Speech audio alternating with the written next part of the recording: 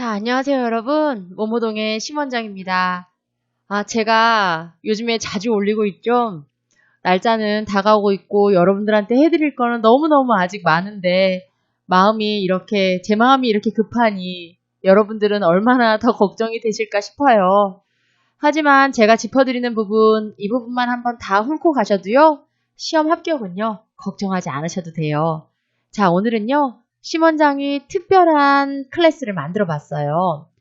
저번 시간 우리가 기막힌 수업들 보셨죠? 숫자로 보는 원포인트 레슨이라든지 또 단어로 보는 원포인트 레슨에 이어서요. 오늘은 순서로 보는 원포인트 레슨을 준비해 왔어요. 순서를 한번 살펴보면서요. 지금까지 배운 이론들을 머릿속에 한번 넣어보시기 바랍니다. 자, 그럼 수업 한번 시작해 볼게요. 여러분의 구독과 좋아요는 제가 강의 자료를 만들고 편집하고 녹음하는데 큰 힘이 되니까요. 듣기 전에 먼저 좀 부탁드립니다. 자, 순서와 관련해서는요. 가장 시험에 자주 나왔던 그런 파트만 정리해서 이제 짚어드릴 거예요. 집중하고 따라오세요. 첫 번째, 장기요양 인정 신청 절차. 누구나 알고 시험 문제에 나오면 다 맞추셔야 되는 매우 중요한 파트입니다. 신청을 먼저 하시고 나면요. 건강보험공단 직원들이 방문조사가 오는 거예요. 누가요? 건강보험공단 직원들이 방문조사가 와요. 그러면은 이분들이 조사표를 가져오거든요. 1시간가량 우리 대상자분들에게 팔 한번 들어보세요, 다리 한번 들어보세요 하면서 대상자들의 인지능력은 어떤지, 심신능력, 신체 능력은 어떤지 모든 것을 자세히 살펴봐요. 그런 다음에 그거를 입력해 가죠. 입력해 간 거를 본인들 공단에 가서 1차 판정을 냅니다. 1차 판정을 하고 나면요. 각 대상자의 신청인에게 본인이 될 수 있고요. 보호자도 될 수 있고요. 의사소견서를 제출해라 라고 하는 통보를 해요. 그런데 의사소견서를 제출해라 라는 통보를 하기 전에 만일 1차 판정 결과 굉장히 상태가 안 좋은 대상자분들, 누가 봐도 1등급인 와상 상태 환자들은요. 상황에 따라서 의사소견서 제출자가 예외로 판정이 될 수도 있어요. 자, 제출자 예외 판정이 나던 제출을 하게 되던 간에 우리는 1차 판정 이후에 의사소견서 제출하라는 연락을 받게 되죠. 의사소견서를 제출하시고 나면 그 다음에 의사소견서 제출된 내용과 이 조사표에 입력된 1차 판정 내용 이 1번과 이 제출된 2번을 합쳐서요. 이 등급판정위원회라는 게 개최가 되고요. 이 등급판정위원회에서 이분은 진짜 이렇게 상황이 어렵고 점수가 이 정도 때에 나왔는데다가 의사소견서 결과에도 노인성 질환이 있으니까 등급판정 3등급을 드려야겠다. 혹은 등급판정 4등급을 드려야겠다. 라고 판정이 나게 된다라는 거죠. 1등급, 2등급도 다 똑같이 여기서 판정이 납니다. 자, 그리고 다시 한번 정리해드리면요. 신청, 방문조사, 조사표 입력에 따른 1차 판정, 누가 한다 그랬죠? 방문조사 공단 직원이 와서 조사표 입력까지 하는 거예요. 그 다음에 의사소견서를 제출을 할지 안 할지에 대해서 통보를 해주고요.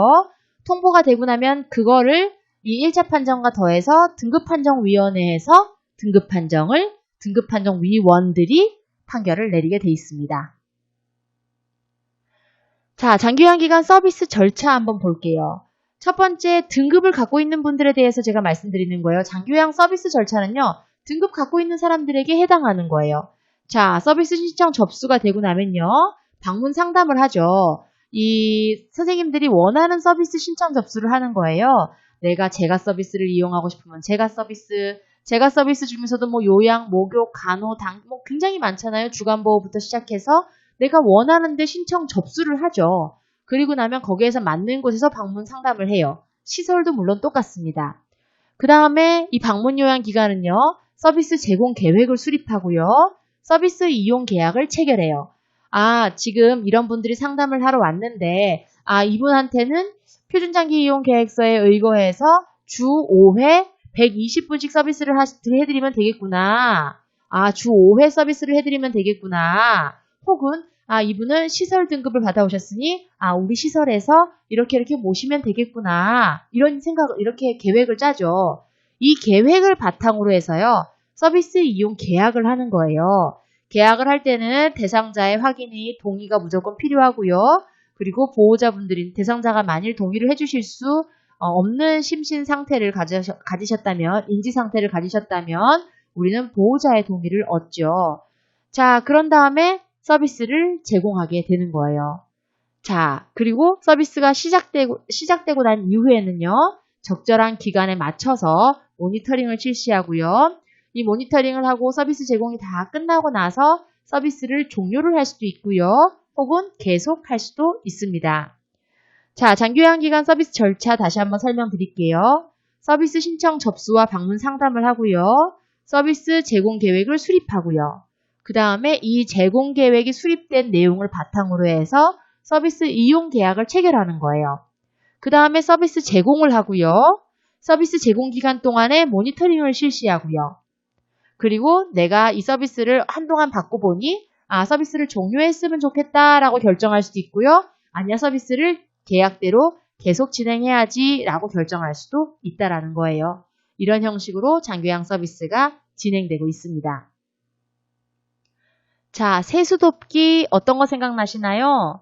세수돕기는요, 눈곱이 없는 쪽에서부터 시작을 하셔야 돼요. 눈곱이 없는 쪽에서 있는 쪽 눈으로 가는 거예요. 자, 그리고 입술과 주변, 이마와 볼, 그리고 목의 앞뒤 순서로 세수를 하게 됩니다. 입술과 주변, 이마와 볼, 목의 앞뒤 부분을 닦아드리는 거예요. 자, 요런 거 순서로 꼭 시험에 나올 수 있습니다. 그 다음 입안 닦기 볼게요. 입 안쪽을 닦는 거예요. 윗니와 잇몸을 먼저 닦죠. 그 다음에 아래쪽 잇몸과 이를 닦아요. 그 다음에 입천장, 혀, 볼 안쪽 순서로 입안을 닦아내는 겁니다. 어디 먼저요? 윗니 먼저예요. 윗니 먼저. 항상 이에서 잇몸으로 쓸어내리면서 닦는 거예요. 그쵸? 그리고 아래쪽 잇몸과 입, 그 다음에 입천장, 혀, 볼 안쪽 순서 잊지 마세요. 통 목욕시키는 순서, 이것도 자주 나왔죠? 발 먼저 씻고, 다리 씻고, 팔, 몸통, 회음부 순서로 목욕을 시킵니다. 발 먼저 씻고, 다리 씻고, 팔, 몸통, 회음부. 말초신경에서부터 큰 부위로 넘어오는 거예요. 팔에서 몸통, 그쵸? 회음부. 이 순서 잊지 마세요. 자, 회음부를 닦는데도 순서가 있어요.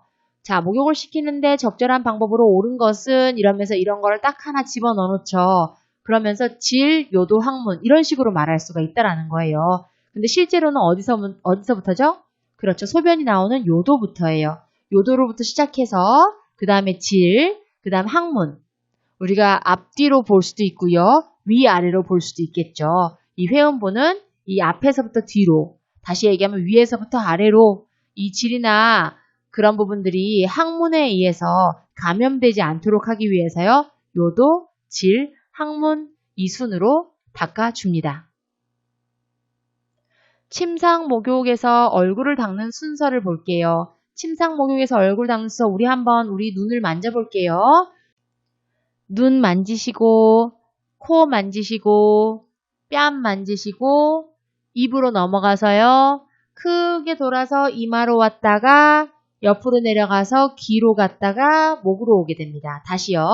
눈 만져보세요. 코, Z자를 하죠. 뺨, 입, 그 다음 돌아서 이마, 귀, 목 순서로 침상 목욕 시 얼굴을 닦아드립니다. 옷은 어땠나요? 기억나시죠? 건번, 불입, 건벗, 불입. 건강함부터 벗고 불편함부터 입는다. 건벗, 불입. 벗기 먼저 볼게요. 건강한 쪽에서 먼저 벗고 머리 넣고 그 다음에 마비된 쪽 벗고요. 건강한 쪽을 먼저 벗죠. 그쵸? 자, 입는 거 볼게요. 마비된 쪽 먼저 입어요. 이 불편한 걸 얘기하는 거예요. 마비된 쪽 먼저 입고요. 머리 하고요. 그 다음에 건강한 쪽. 그쵸? 불편한 쪽 먼저 머리 넣고 건강한 쪽. 그래서 이것만 외워놓으셔도 많은 문제를 맞히실 수 있을 거예요. 건벗, 불입. 건강한 쪽 먼저 벗고 불편한 쪽부터 입는다. 잊지 마세요.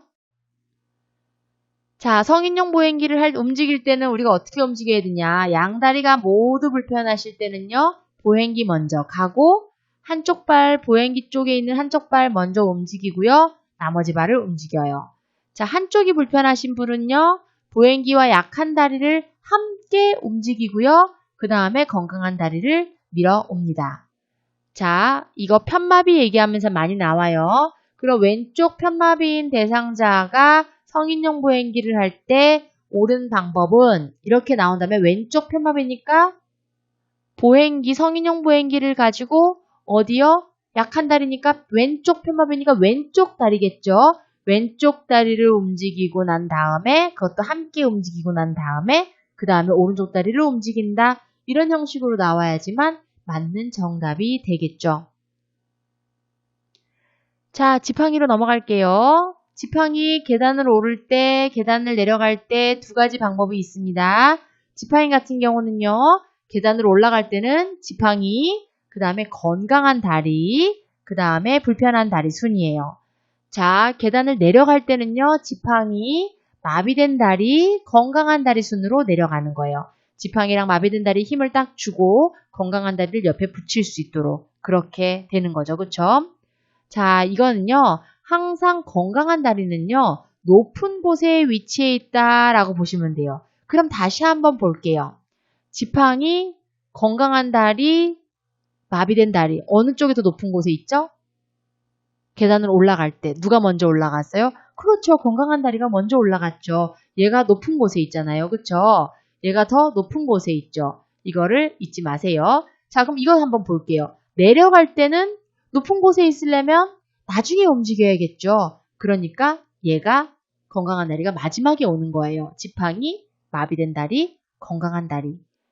이 지팡이는요. 항상 건강한 다리가 항상 높은 곳에 위치되어 있다는 점 기억하시면은 문제 풀기가 조금 더 수월하시고 암기하시기도 더 수월하실 거예요.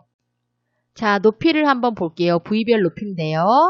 자, 식탁 같은 경우는요. 식탁 윗부분이 배꼽에 가 있는 위치가 식사를 하실 때 가장 올바른 위치예요. 식탁의 윗부분이 대상자의 배꼽쯤 와 있는 거예요. 경관 영양액은 어때요? 위장보다 항상 높게 해놓으라고 했어요. 잘 들어갈 수 있도록 해드리기 위함이죠. 그리고 출혈 부위나 수액병 같은 경우는요. 심장보다 높게 하는 겁니다. 자, 소변 주머니는 어때요? 방광보다 낮게 해야겠죠? 얘는 낮게 해요. 왜? 소변 주머니가 소변이 흘러서 들어가야 되기 때문에 방광 주머니보다 낮게 해야 되겠죠? 지팡이 같은 경우는 어떻게 해요? 둔부, 신발을 신고 있다면 손목 정도에까지 위치가 와야 된다. 지팡이는 내가 그냥 섰을 때 둔부 정도, 엉덩이 정도의 위치고요. 신발을 신었다면 손목 정도의 위치에 와야 된다라고 하는 거. 심폐소생술은 어떻게 해야 돼요? 가슴이 부풀어 오를 때까지 해야 된다. 배 아닙니다. 가슴입니다. 그래서 부위도 한번 같이 봐드렸어요. 식탁은 배꼽, 경관영양에는 위장보다 높게, 수액병 심장보다 높게, 소변주머니는 방광보다 낮게, 지팡이는 둔부 정도지만 신발을 신었다면 손목, 그 다음에 심폐소생술은 가슴이 부풀어 오를 때까지. 아시겠죠? 자, 위치 한번 살펴볼게요. 요양보호사 선생님들이 어디에 서셔야 되나? 자, 먼저 편마비 대상자를 일어나 앉힐 때는요. 요양보호사들은 대상자의 건강한 쪽에 서시는 거예요. 건강한 쪽에 서셔서 대상자의 마비된 손을 가슴 위에 올리고 그러면서 대상자를 일어날 수 있도록 도와드리는 거죠. 침대 위에서 이동을 돕고자 할 때는요. 우리 같은 경우에는요. 이동하고자 하는 쪽에 우리가 서서 대상자를 일으켜 세우는 겁니다. 요양보호사의 경우에는요. 앉히고자 하는 쪽에서 대상자를 향해서 서 있어야지 대상자를 침대 위에서 일어나게 하기가 수월해요. 그쵸? 옆에서 보조하여 이렇게 세울 때는요. 우리가 대상자의 옆에서 보조할 경우에는 대상자를 침대 끈쪽으로 앉혀서요. 양발을 무릎보다 조금 더 뒤에 놓고 대상자를 이렇게 보조하는 게 편하신데요. 그 중에서도 우리는 마비된 쪽, 대상자의 마비된 쪽, 불편한 쪽 가까이에 서서 발을 대상자 마비된 발 바로 뒤에 놓고 그렇게 해서 보조해서 일으켜 세우는 방법을 이용하시면 되겠습니다. 자, 우리가 침대에서 휠체어로 이동변기로 옮길 때 어느 쪽에 힘을 준다 그랬죠? 맞아요. 건강한 쪽으로 힘을 줍니다. 건강한 쪽에 하고요. 그리고 휠체어나 이동변기는 30에서 45도 각도로 침대를 보게끔 이렇게 설치를 해두시면 돼요. 그림 많이 보셨죠? 자, 보행벨트를 사용할 때는요. 대상자의 불편한 쪽 뒤에서 보행벨트를 사용하셔야 되고요. 지팡이는 손을 잡는 곳이 건강한 쪽이 지팡이 손을 잡는 곳이죠. 불편한 쪽에서 손으로 지팡이를 잡지는 않겠죠. 그쵸? 지팡이 이용할 때는요. 옆에서 보행을 도와드리는데요. 어느 옆에서요? 지팡이를 쥐지 않은 쪽에서 도와드리는 거예요. 건강한 쪽에 지팡이를 대상자가 잡고 계실 거고요. 그럼 우리는 그 반대쪽, 불편한 쪽에 서서, 다시 얘기하면 지팡이를 쥐지 않은 쪽에 서서 보행을 도와야 된다는 거죠. 자, 지지한 위치별로도 한번 살펴볼게요. 허리와 어깨 같은 경우는 바닥에서 휠체어로 옮길 때 허리와 어깨, 그리고 지팡이 뒤에서 보조할 때, 지팡이를 들고 계신 분을 뒤에서 보조할 때 허리와 어깨를 우리가 지지합니다. 자, 대상자를 침대에서 옆으로 눕힐 때는요, 어깨와 엉덩이를 지지하고요. 대상자를 휠체어에서 침대로 옮기거나 지팡이 옆에서 보조할 때는요, 겨드랑이를 지지하게 됩니다. 침대에서 이동변기로 옮길 때는요, 무릎과 허리를 사용하는 거예요. 무릎을 지지한다던가 허리를 받쳐주는 방법으로 침대에서 이동변기로 옮기죠. 자, 침대에서 침대로 옮길 때는요, 어깨와 허리에 손을 넣거나 허리 아래와 두 무릎 밑에 손을 넣어서요, 한 번에 옮겨드리는 겁니다. 기억나시죠? 혹시나 이 파트가 기억이 잘 안 나시는 분들은요, 제가 위에 여기 느낌표 모양 잡아 놓을 테니까요. 다시 돌아가셔서 어느 위치를 지지하는지 한 번 더 살펴보시기 바랍니다. 자, 도마와 칼이 한 개만 있을 때는 우리는 어떤 순서로 음식을 해먹나? 첫 번째 채소 썰고요. 두 번째 과일 썰고요. 세 번째 육류 썰고요. 네 번째 생선류 썰고 다섯 번째 닭고기 썰래요. 아, 이게 언젠가는 시험에서 바뀔란가요? 저는 항상 닭고기를 먼저 써는데 일단은 시험에서는 생선류가 먼저라고 하니까요. 선생님들 이 부분 기억하시고요. 잊지 마세요. 생선류가 먼저고 그 다음 닭고기 순입니다. 자, 설거지 순서는요. 항상 기름기가 적거나 음식물이 덜 묻은 그릇부터 닫고 나머지 기름을 두른 후라이팬 쪽으로 가는 거예요. 그럼 유리컵, 수저류, 기름기가 적은 밥, 국, 그 다음에 반찬 그릇, 그 다음에 기름들은 후라이팬 이런 형식으로 설거지 순서가 되겠죠. 자, 거의 다 와갑니다. 조금만 더 힘내세요. 임종 적응 단계예요. 임종 적응 단계 첫 번째는 우리는 아니라고 부정하죠. 나한테 일어난 일이 아닌 거야. 이렇게. 그 다음 분노, 화를 내죠. 왜 나한테 이런 일이 일어났을까? 그쵸? 그 다음 타협을 하죠. 아, 내 막내 애기 결혼할 때까지만이라도 혹은 이 시기까지는 지나게 하더라도 이런 식으로 타협을 하죠. 그 다음에 그게 해결이 안 되니까 극도로 우울해지죠. 그 다음 마지막에 아, 이럴 수밖에 없는 거구나 라고 수용을 하게 됩니다. 그래서 이 단계, 임종 적응 단계, 부정, 분노, 타협, 우울, 수용 5가지 단계 기억하시기 바랍니다. 자, 심폐소생술입니다. 먼저 심폐소생을 하려면요. 반응을 확인하는 거예요. 괜찮으신지 정신 차리세요. 물어보는 거죠. 그쵸? 그 다음에 도움을 요청해요. 119라든지 가까운 사람에게 119에 전화를 하게끔 지시를 하는 거죠. 그쵸? 그 다음에 가슴 압박을 하고요. 그때 기도는 또 유지시켜 주시고요. 인공호흡을 하고요. 또 상태를 확인합니다.